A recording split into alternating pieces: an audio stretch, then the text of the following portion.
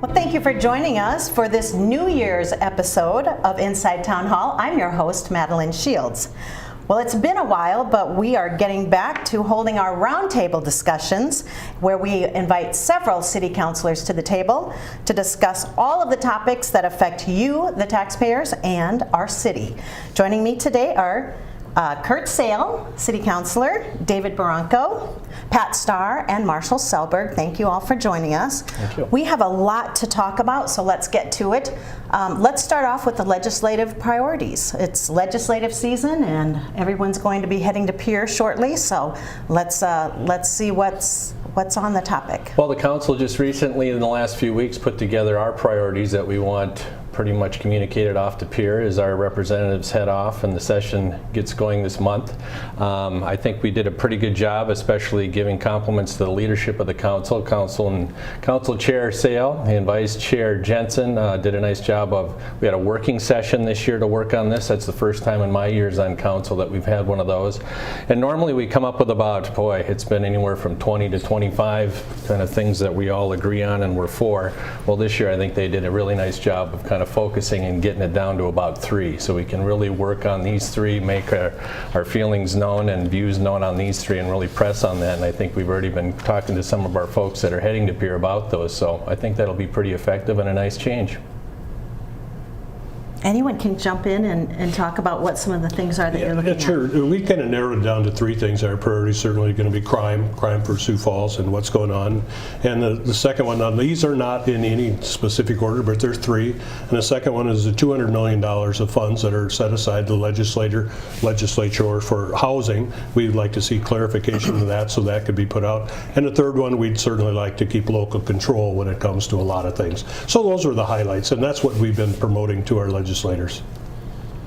I think one of the things that you're going to see this session is there's going to be, the governor made a promise to remove the tax on food. And we can all agree that we're overtaxed in South Dakota and there's a way to do it. But I think what you're going to see is a push from the legislature. Is it in property tax reductions? Is it in the food tax? Is it just the overall sales tax as part of it? So I think it's a good start when the legislature starts with looking at how to reduce taxes rather than raise taxes. Great point. I couldn't agree with you more, and I think that's going to be a very interesting and challenging process, figuring out the best way to help taxpayers. We do need tax relief in some form, but I was really pleased with my fellow councilors. We were able to kind of drill down Aladdin's lamp and get 3 wishes out of there rather than just a long list of even if there are 25 good ideas, it's pretty hard to sit down and convince your senator or your representative that they need to do 25 things for you. Sometimes it's got to be an elevator pitch, and we can say, hey, we have 25 good ideas, but if you can only give us something, if you can consider these 3 priorities, and I think talking to my fellow councilors, council leadership, as well as just the folks in the neighborhood, folks on the street, really paying attention to public safety has got to be a priority this year. I think that food tax one that was brought up too will be particularly interesting in this session because it sounds great. As Councilor Starr said, we all want less taxes, but that's about $100 million less in revenue, which again sounds good, but how do we make that up? Where are we going to get that revenue and that type of thing? So that'll be an interesting discussion for sure out at the session. Well, and I think the part that'll be interesting about it is, do we just remove the state share of the tax on food, or do we start looking at local municipalities and our cut of the food tax and whether that local control is there? For Sioux Falls, I don't think it's a lot of money, and the 6 years that I've served on the council, I have never gotten an email from somebody who wanted services removed. I get lots of emails of people who want more things from government rather than less. Other than cutting their taxes, they're not looking for less services. But what happens in some of the smaller communities across the state, sales tax is their primary revenue, and it'll make a big impact on a lot of local governments. And again, is it fair to tax food? Should we, necessities, how we have that broad range? But I think across the state, you're seeing a lot more complaints about property taxes. But is that getting to the people who really need a tax cut the most? Or does it cover everybody who a long time ago, I learned there's no such thing as a fair tax if I have to pay it. So we're all looking for some kind of break and maybe shifting that burden to others. And sometimes our rural community, some of our ag friends think they're way overtaxed compared to if you ran a business on Main Street in Sioux Falls. One thing I will add, as though our council now has picked our top 3, it doesn't mean we don't support the rest of the things that were kind of left off of our list. Like Councilor Bronco said, we want our elevator pitch, we want to get to those top 3. We still support the Municipal League and their 6 pages of the things that they would want to do, whether it comes to the Sioux River or other things like that. We still support them, but here's our top 3, and I think that can give us that ability to contact and talk to our legislators. Let's talk about one of the things you talked about was the infrastructure funding for critical workforce housing. How is that going to, freeing up those dollars, how will that help the city of Sioux Falls? Well, I think in housing, it's been the topic, the #1 topic for, gosh, the last 2 to 3 years for sure, and probably even longer. I mean, our housing shortage has been an ongoing, how many meetings did we have, or different committees have, or different whatever events we had in the last 2 years talking about this, and I think some progress has been made. And you know, we've had that $200 million there pretty much locked up for about a year. So yes, the sooner we can get that released and out there flowing through, especially a lot of communities, but Sioux Falls too is what we're talking about. It's going to help out with a lot of things going on here, so it's vital, of course. The specific programs that it could help are really been tied up for the fact that between the administration and the legislature and Pierre, there was some confusion on how they would be rolled out. So the rules were written so that it kind of had conflict. So until they get them done, it's really hard to say this specific project will benefit. Now, I understand there might be an agreement, kind of an agreement going forward on how it would do that. The people in our housing and planning and development have told me they're ready to go with whatever type program comes out. But it is mainly for infrastructure for housing projects. That's what I think will apply to Sioux Falls, or whether it be Woonsocket or Winter or Watertown. It'll all apply to us. How they split the money up, that is the battle still to be done up there in Pierre. I think one of the things you're going to see, we're talking, this is money that's already in our bank account that we can spend and invest and put on the street. We go back to the shovel-ready projects. But you're seeing nationally from the federal government looking at housing people first. And it's a true shift of what our priorities has been as a country. And you're seeing some successful projects around the country where we house people first and then we help them with mental illness. We help them with addiction. Right now, we concentrate on trying to solve all of their problems, and eventually we'll get around to housing them. But seeing this shift, we've seen success nationally, but we've also seen some failures with housing first. So we really, not only as a state and a local government, but nationally, how do we address housing? And lack of housing in a lot of parts goes back to wages and what people are paid. They don't need a government program to be part of it if they're paid fairly as part of their work environment. Can you talk a little bit about how the city and Minnehaha County work together in terms of the legislative priorities? Well, certainly after we had our session, we also had a session with the county and also other public officials throughout the county that came there, along with some of our legislators that came. So we had a room full of people, and we discussed all of these topics. And I will tell you, the main thing that came back up was crime. Mm-hmm. It came up from us, it came up from the legislators. They're talking about possibly building a new prison. Well, that's currently located in Sioux Falls. I don't know where they're planning on putting it. They certainly have some property that would be available to them, but that property, the old West Farm, doesn't have the infrastructure that could take a small community like the prison would have. So where they're going to put the new prison is a priority. And then that's $600 million, and it's a huge piece of infrastructure here in Sioux Falls. So as we talk to the county and we talk to the legislators, we kind of do it communicatively. And then if I have a project that I think when the legislature is involved in, I will contact them, and also hopefully get some county commissioners to come on board too. Does it make sense to build more prisons, or is it is it more economical to start doing programs to rehabilitate people and look at the crime laws, the sentencing laws? Can I jump in there? I think we need to do both. I do think that there needs to be additional capacity so that we have the prerogative to continue to incarcerate individuals that are violent, that are, by all our metrics, by all our best analysis, likely to reoffend and likely to be a danger to the community. At the same time, the therapeutic rehabilitative programs have been neglected. I think that when you look, politically, you've got a group of folks who are very supportive about law enforcement and want to punish offenders, and there's a value to that. But there's also value in saying, okay, we're going to have these people incarcerated.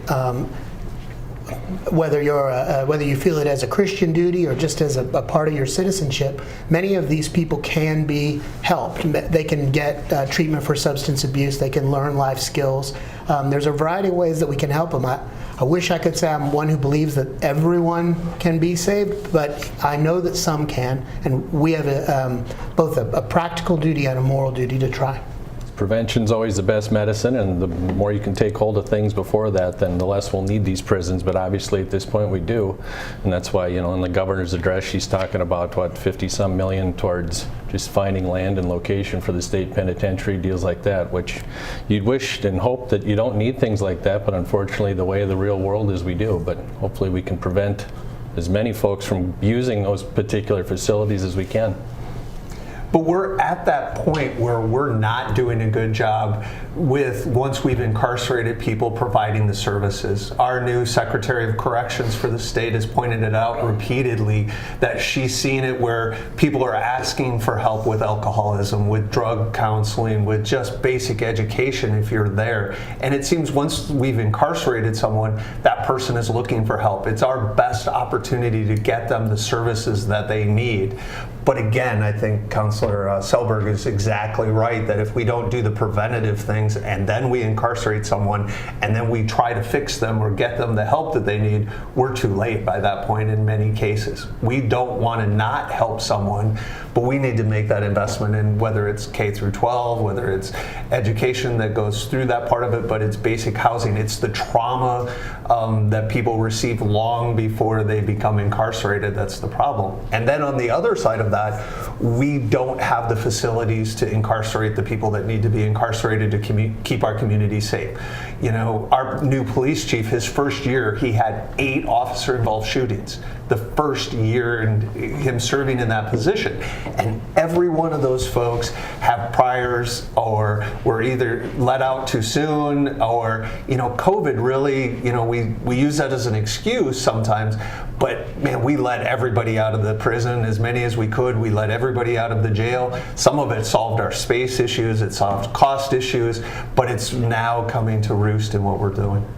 And let's go back to that crime. What are you hearing from citizens when you say you hear most about crime? Is it in the city of Sioux Falls? Is it the county, the area, or the entire state is seeing an uptick in crime? Well, I don't have those statistics in front of me, but I know what I hear as a city council member is crime in people's neighborhoods.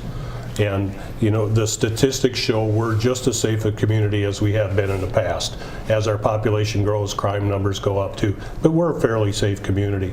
But when it happens to you, that's when the rubber hits the road. That's when there's people saying, let's get this taken care of. And we've seen very recently, there's been some crimes that have been solved by our police officers. Just boggle my mind on how they can figure these things out, but they do figure them out. So when it comes to what is happening in crime, what we deal with as Sioux Falls City Council members and the City of Sioux Falls is enforcement. The county has the jail, the state has the prison, and so they're supposed to house them and take care of them, but we see it when they get let out and they're not rehabilitated, and those are things we'd like to encourage the legislature to take a hard look at this time. So we see the day-to-day crime, those are the calls we get, that's what we get from our police chief.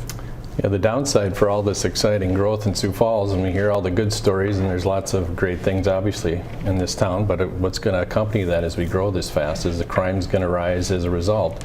And then when we have, the police chief will come up on occasion and give reports, and you know, when he gives statistics, it'll kind of say, well, per capita and per, you know, the citizens that we have, well, it's pretty much in relation as it should be. But as Councilor Sale said, that doesn't make people feel a lot better when something's happened to them or their neighborhood is getting particularly maybe just a little bit scarier than it was a year or two ago. So you get a lot of questions about it. Statistics, maybe it makes them feel a little better, but once it hits home, it's tough. This morning, I took a call from a citizen who had his car stolen out of his garage. And he is in the south part of town, probably the wealthiest part of our community, south of 85th Street. They used his credit card because he left his wallet in his car, he left his keys in his car, and they went in his garage and stole the vehicle. But 5:30 this morning, they're using the credit card to try to get gas. They went to an auto parts store. They're doing that, and I think we're exactly right. We keep trying to say we have a safe community, but because our population's increased, we're not seeing the amount of crime. We're saying that the amount of crime is mirroring the growth in our community. That maybe makes you sleep better at night, but that's placating what we're doing. We have a serious problem, and our problems in Sioux Falls start with drugs. It starts with methamphetamine.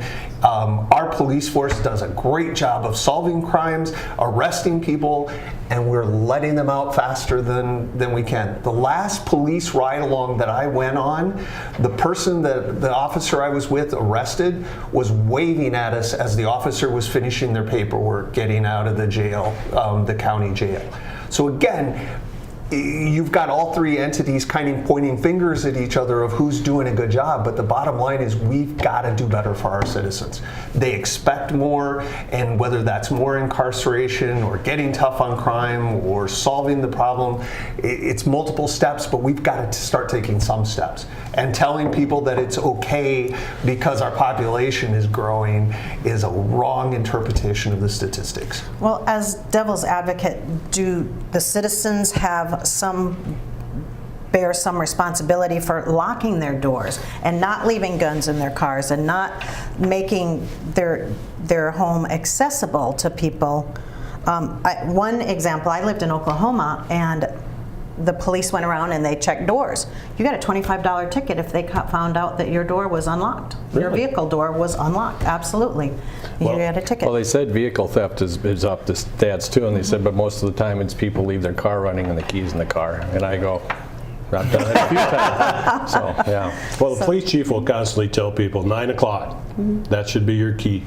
Make sure your doors are locked on your house. Make sure your garage door's down. Make sure your car's locked. It should be standard practice for us today. And Councilor Starr talked about somebody getting their car taken out of their garage. My neighbors did this last summer. It was just a couple of kids, and then they caught them within, a mile away. But 9 o'clock, police lock your doors, shut your garage door, make sure your car's locked, and don't leave a gun in your vehicle and unlocked. And I beat you to it. Yeah, thank you. That's my common theme that I pound on the table, that if you leave, you have a responsibility as a gun owner to secure your weapon. That is on you. If you leave a handgun under the front seat of your car and you don't lock the car, you're as responsible for what's going on as the person who stole it. That's on tape now. I will eat that later. But we have lots more to talk about.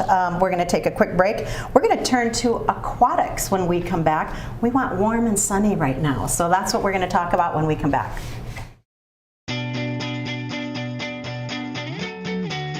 Hi, I'm Dr. Mackey from Falls Community Health, here to talk to you today about frostbite. Frostbite is a serious condition that is caused by the freezing of body tissues. It can develop within minutes to exposed areas in cold temperatures. Areas most frequently affected include fingers, toes, and parts of the face. Symptoms include pain, dusky appearance of the skin, and blister formation. If any of these symptoms are noticed, it is important to seek emergent medical care to prevent further tissue damage. If you have any questions, please contact your physician or Falls Community Health.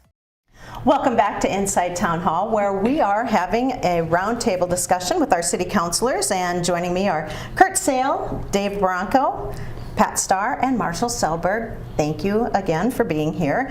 We're going to turn the topic to aquatics and the aquatics master plan.